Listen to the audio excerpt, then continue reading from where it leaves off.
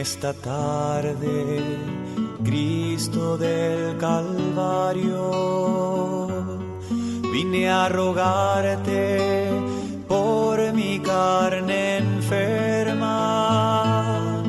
pero al verte mis ojos van y vienen.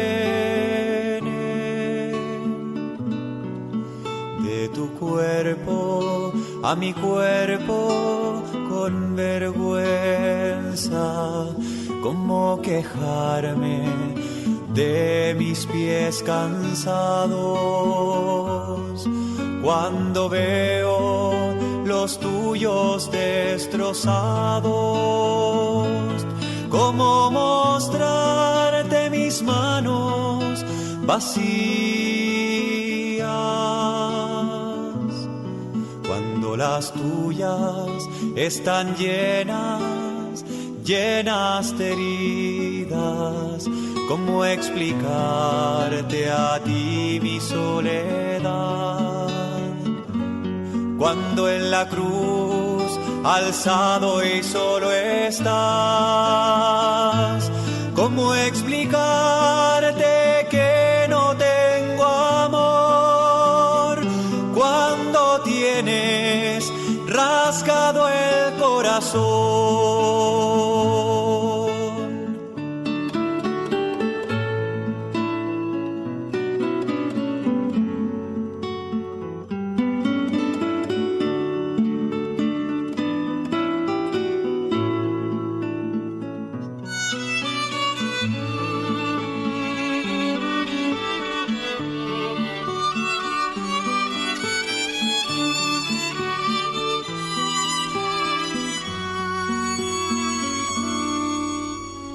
Ahora ya no me acuerdo de nada.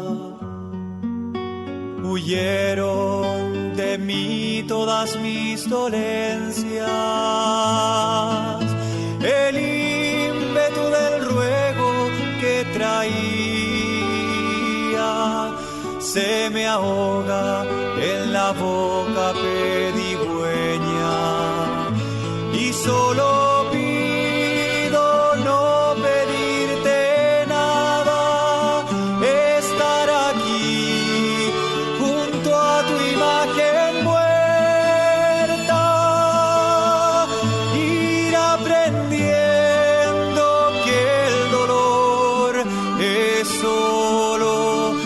llave santa de tu santa puerta,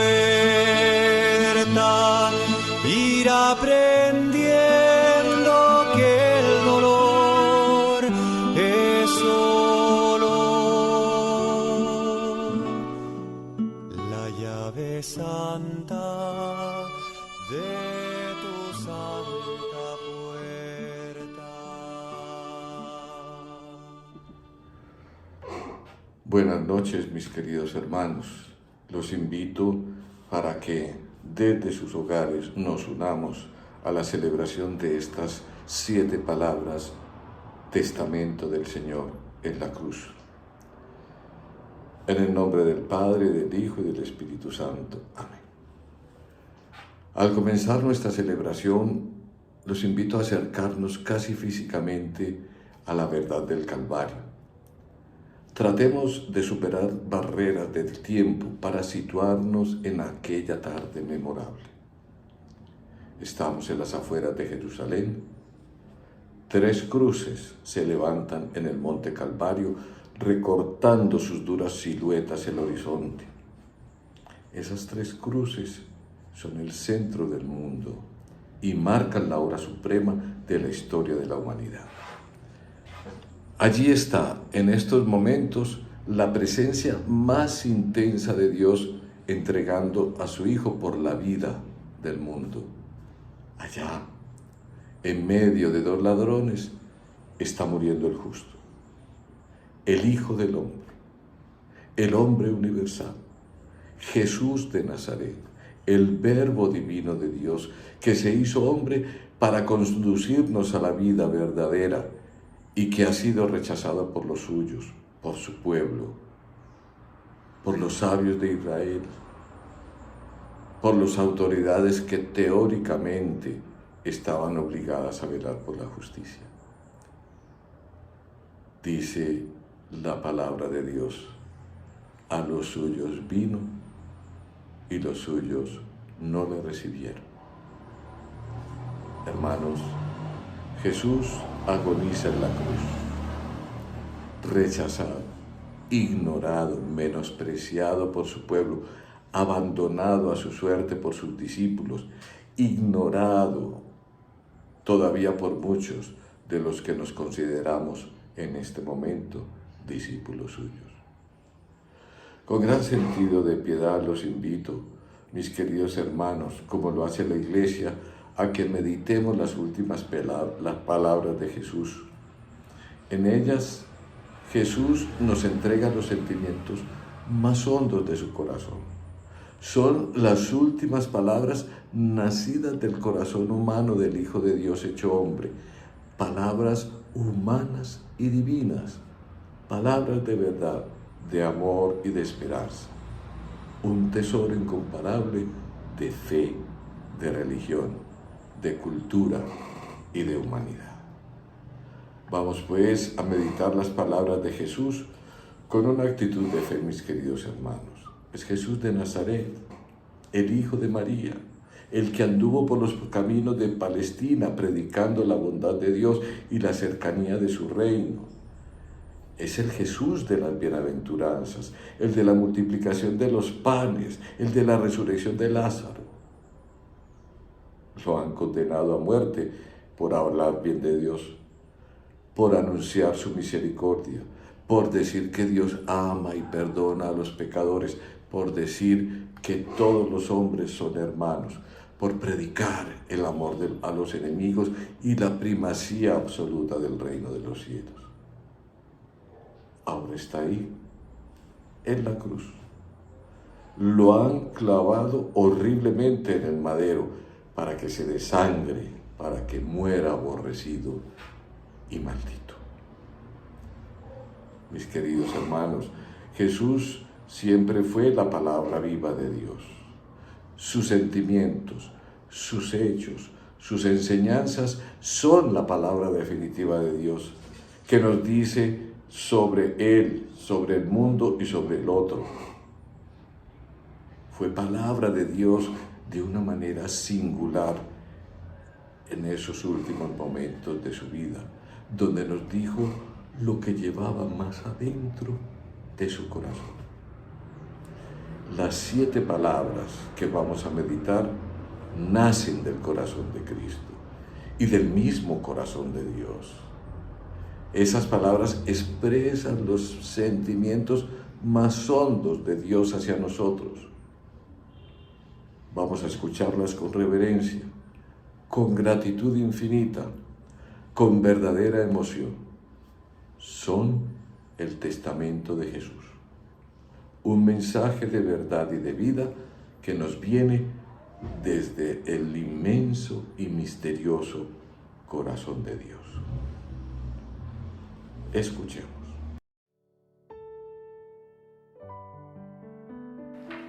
Padre, perdónalos porque no saben lo que hacen. Es significativo que lo que primero sale del corazón de Cristo en el momento máximo de su entrega es una palabra de perdón. Es lo que tiene en su conciencia espiritual. Él está lleno de perdón.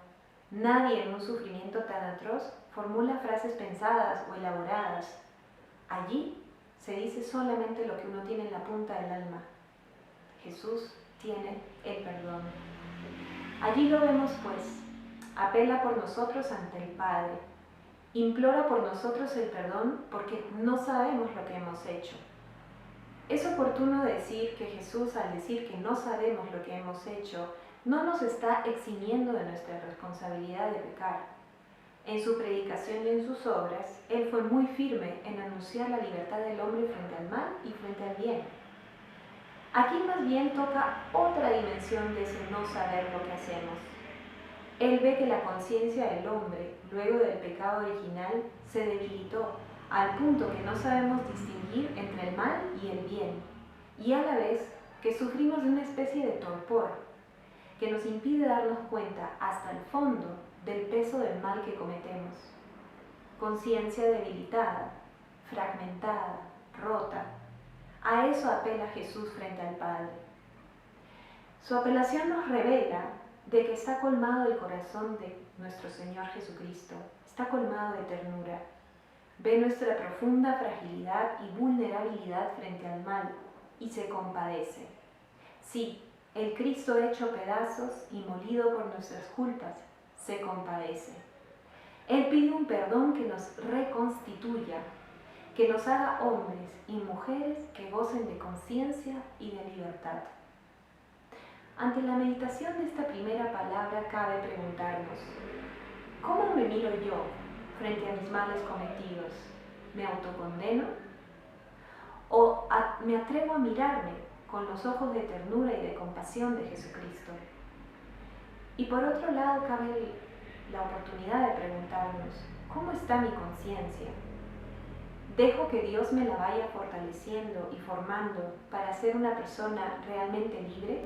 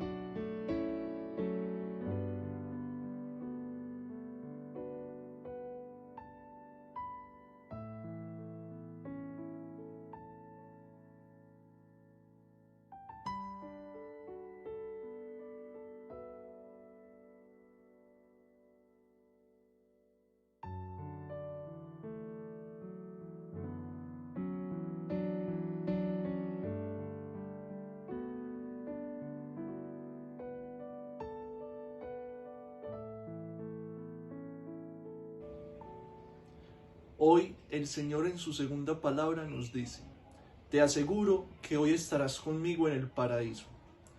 Quiero centrar esta reflexión en dos puntos muy concretos, partiendo de la última palabra de esta frase que Jesús hoy nos da, paraíso, que en hebreo significa Edén o traduce Edén, que nos recuerda al relato de la creación.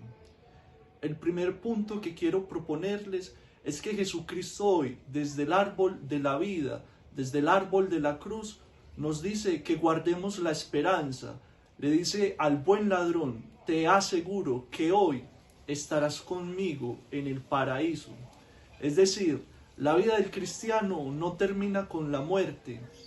Es necesario celebrar nuestra Pascua para habitar pronto en la vida eterna del Padre, lugar de nuestra felicidad. En un segundo momento, los invito a que contemplemos el paraíso que ya el Señor nos ha dado, su creación. Ustedes pueden ver a través de los medios de comunicación y a través de los viajes cómo el Señor nos ha dado tantas maravillas, obra de sus manos.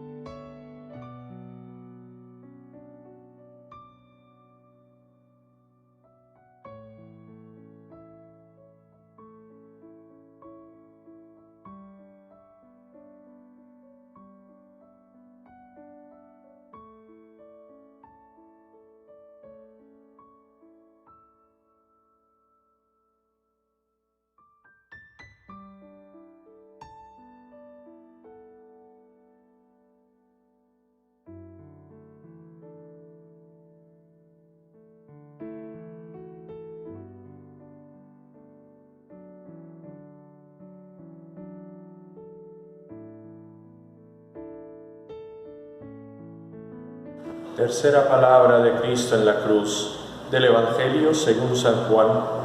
Cerca de la cruz de Jesús estaba su madre, con María, la hermana de su madre, esposa de Cleofás, y María de Magdala. Jesús, al ver a su madre y junto a ella el discípulo que más quería, dijo a la madre: «Mujer, ahí tienes a tu hijo». Después dijo al discípulo: «Ahí tienes a tu madre». Y desde aquel momento el discípulo se la llevó a su casa.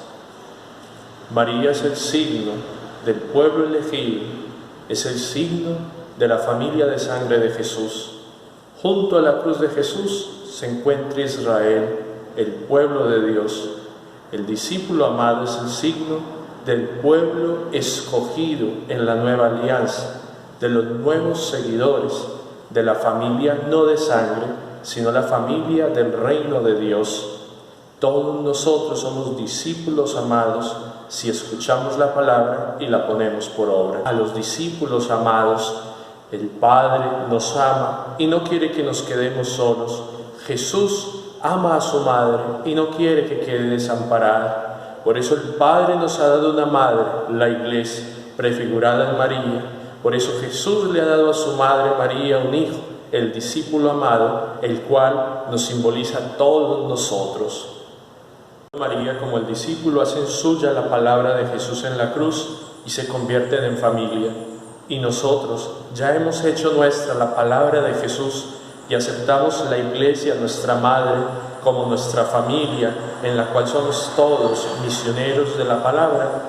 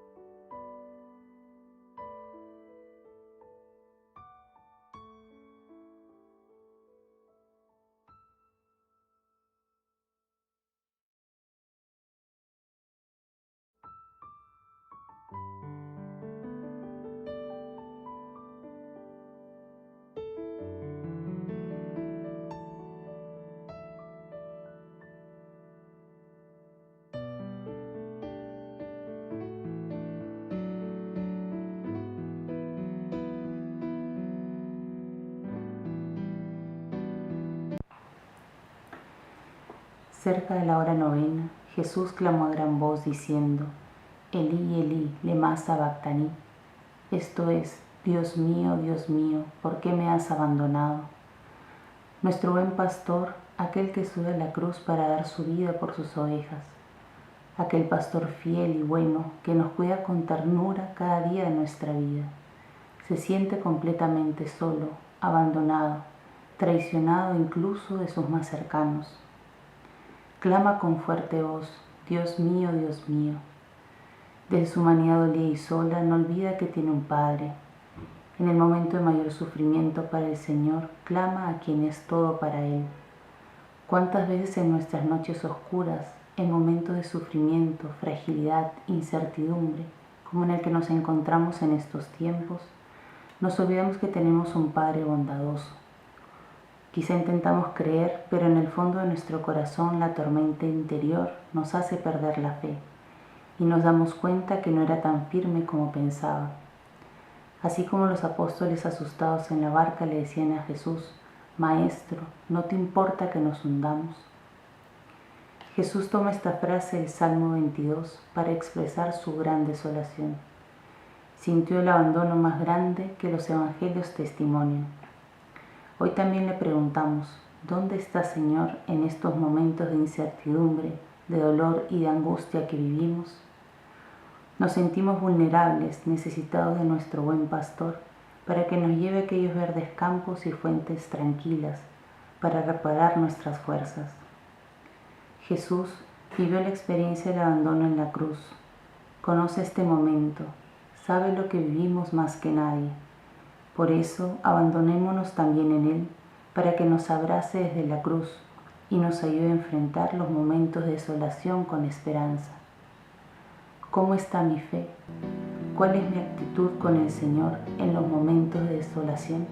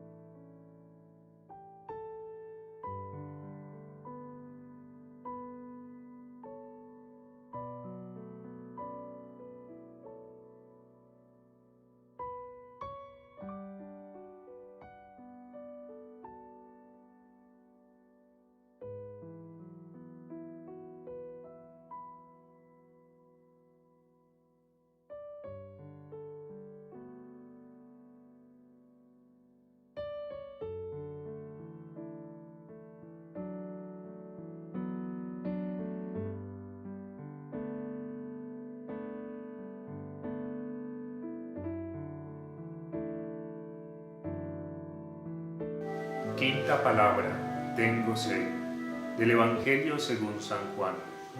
Después de esto, sabiendo Jesús que todo estaba cumplido, dijo, tengo sed, y con esto también se cumplió la Escritura. Palabra del Señor. Gloria a ti, Señor Jesús. Al meditar esta palabra que escuchamos, podemos ir hacia la fuente necesaria que puede saciar nuestra sed. Una sed de fe, de confianza y más aún de Cristo, que a pesar de verlo colgado en un madero, debemos comprender el misterio pascual que viviremos por medio de él. No debemos tener temor en estos momentos que vivimos en sociedad.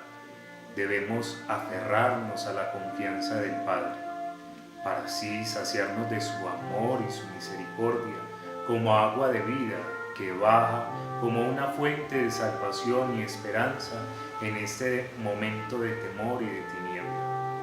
Como nos compartía el Papa Francisco al decirnos que el Señor bendice al mundo, da salud a los cuerpos y consuela los corazones.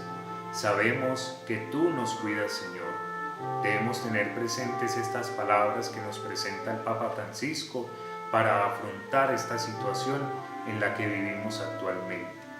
Ahora meditemos todos juntos en un breve momento de silencio esta siguiente pregunta: ¿cómo puedo saciar la sed de Cristo en los demás? Meditemos esta pregunta en silencio y vayamos a lo más íntimo para encontrar la voz de Dios. ¿Cómo puedo saciar la sed de Cristo en los demás?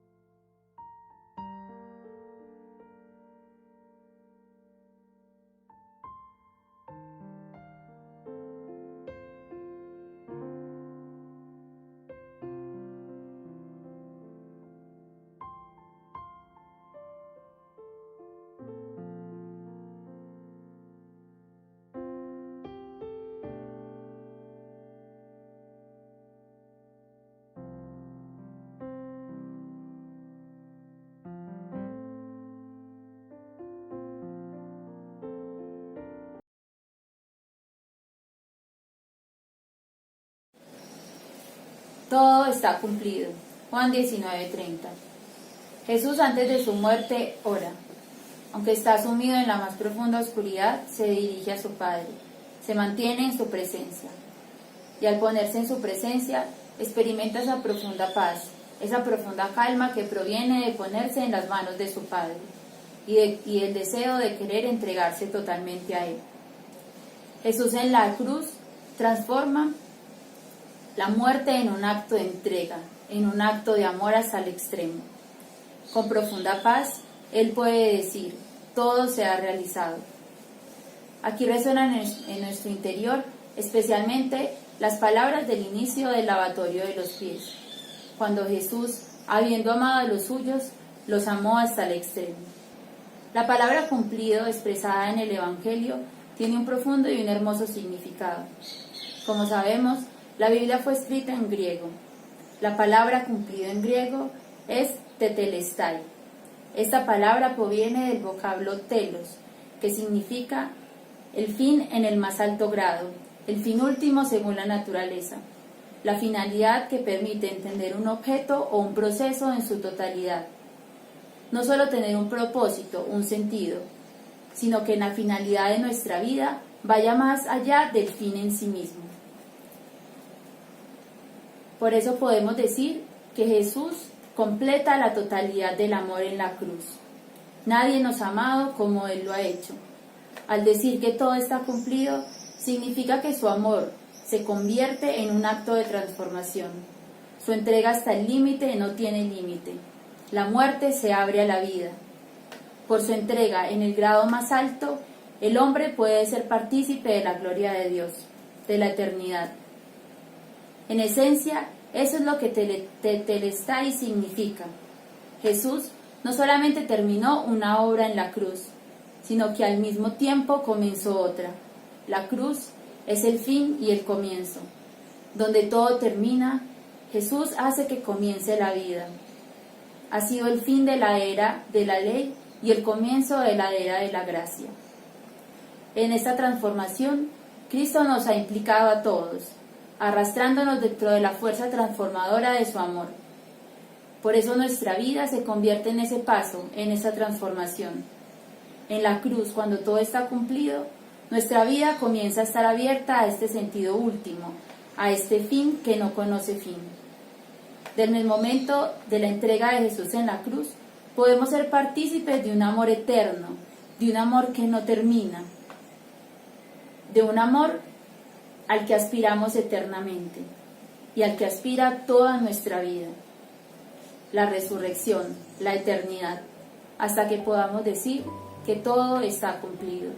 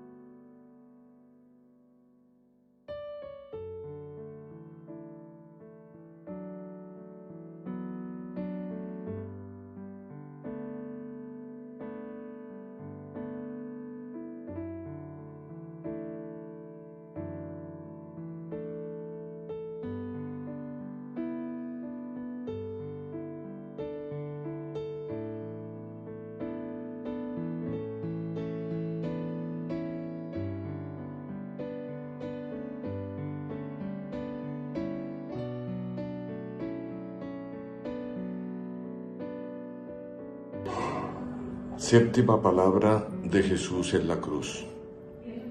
Padre, en tus manos encomiendo mi espíritu. Lucas 23, versículo 46. Hermanos, esta fue la última palabra de Jesús, la palabra más suave, la palabra más dulce que podíamos habernos enseñado para el momento de morir. El hombre teme a la muerte y por eso se pasa la vida huyendo de ella. Sin embargo, para el que cree en Dios, para el que contempla y escucha a Jesús muriendo, morir no es trágico. No es saltar al vacío ni es entrar en una noche sin fin. Los hombres creemos que morimos, que perdemos la vida. Y lo que ocurre en realidad es solo lo que le ocurrió a Jesús, que ponemos la cabeza en su sitio, en las manos del Padre. Decía un poeta ortodoxo, Evtushenko, que cuando una persona muere, Dios acaba de amasar su existencia para la eternidad. ¡Qué bello! Y en las manos de Dios no se pierde ni una lágrima, ni un esfuerzo, ni una ilusión, ni un sufrimiento, ni un instante de la vida. Jesús muere tranquilo, inclina su cabeza en las manos del Padre y regala a los hombres su espíritu. Así lo ha visto San Juan.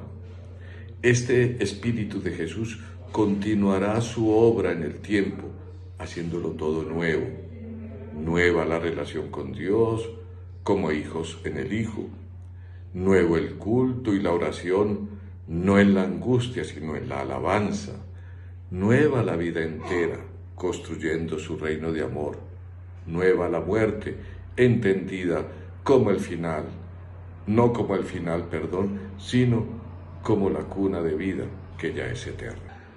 Mis queridos hermanos, en la cruz todas las objeciones que los hombres ponemos a Dios se vuelven en contra de nosotros mismos.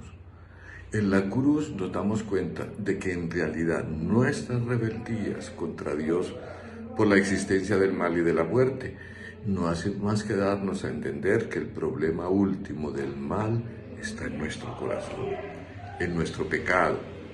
Si la humanidad está sometida al mal y a la muerte, no es a Dios a quien podemos atribuir la muerte y el mal, sino a nuestro pecado. Ustedes saben dónde está la prueba de esto que digo. Nos la da Dios mismo muriendo en la cruz. Ahí.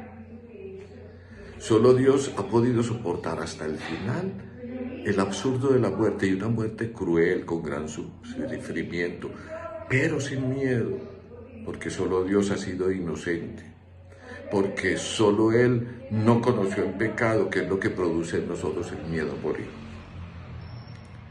Que bien lo dice San Pablo, el aguijón de la muerte es el pecado, y la fuerza del pecado es la ley.